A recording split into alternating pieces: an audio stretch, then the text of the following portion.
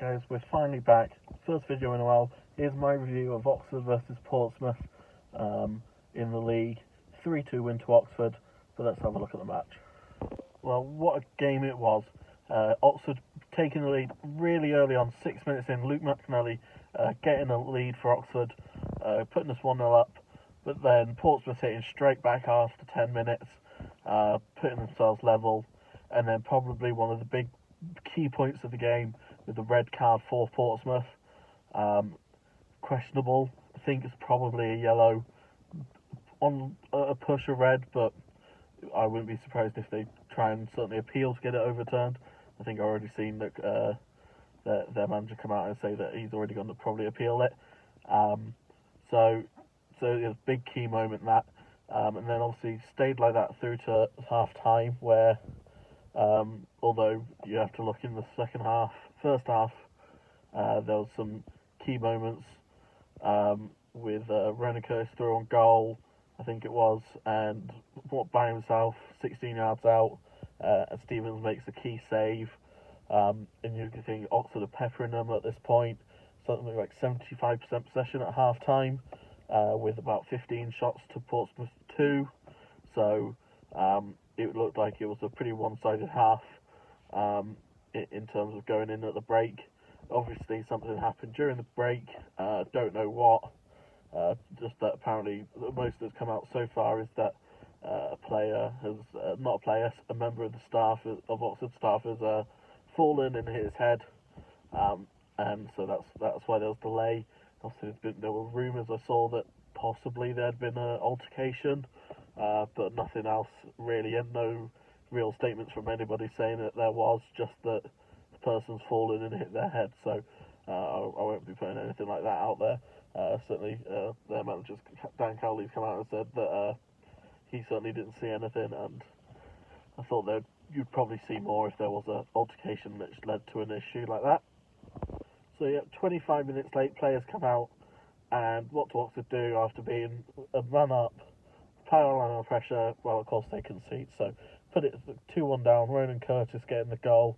Of course it would be him, quite a key man obviously for Portsmouth, and yeah, running real well in terms of their efficiency. 3 shots at that point, 2 on target, 3 shots, 3 on target, 2 goals, so you couldn't really complain with their finishing. And Oxford, they were by this point nearly at 20 shots, I think, with only about 5 on target, and to be fair, their Portsmouth keeper, pulling out some really decent stops, some standard stops that you would expect them to make, but stuff that you've got to make sure you do. So we were peppering the goal, but possibly more around the goal than the goal itself, but keeping key possession, and the Portsmouth players must be getting tired, and I think that shows when we finally get the equaliser. It seemed late, but it was a very key moment, and that was obviously Brannigan who got the second goal there. So at that point, 2-2, and it looks like it's, although again Oxford have a lot of possession with their current form in terms of goal scoring to shots taken ratio, by this point you're expecting it to end 2-2. And to be fair, for the 10 players of Portsmouth that are out there, they didn't stop running all game, so possibly to them with a fair result. If you look at the stats, it seems very one-sided, but I think that red card really early on just crushed them in terms of their willingness to be able to control the game at a tempo they wanted. So and then obviously 10 minutes added on. Now I wasn't at the game, so I don't know what's caused the 10 minutes added time. I know both teams managed to make 4 substitutions, so somewhere in there I'm assuming at least one team had a concussion sub, and I believe with the rule that as long as one team has the concussion sub, the other team get a right to make an extra sub as well.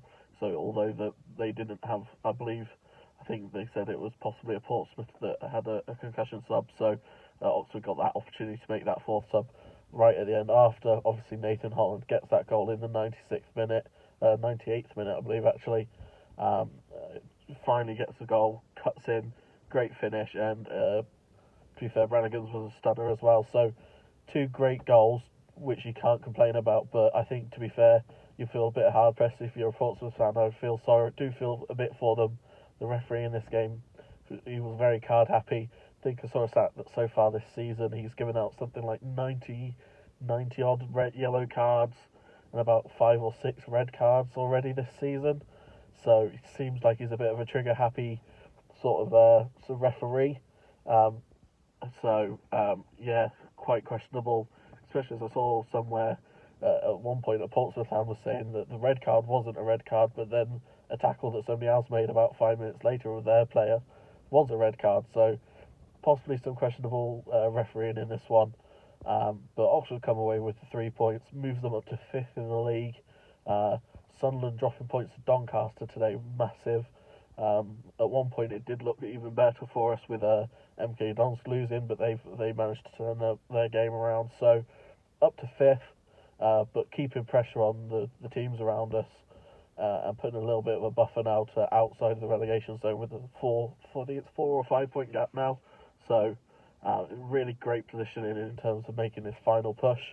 Personally, I don't think we're going to get into the top 2, so I think it is just fighting for a playoff place at this point. Unless we're going to capitulate, but I don't see that happening.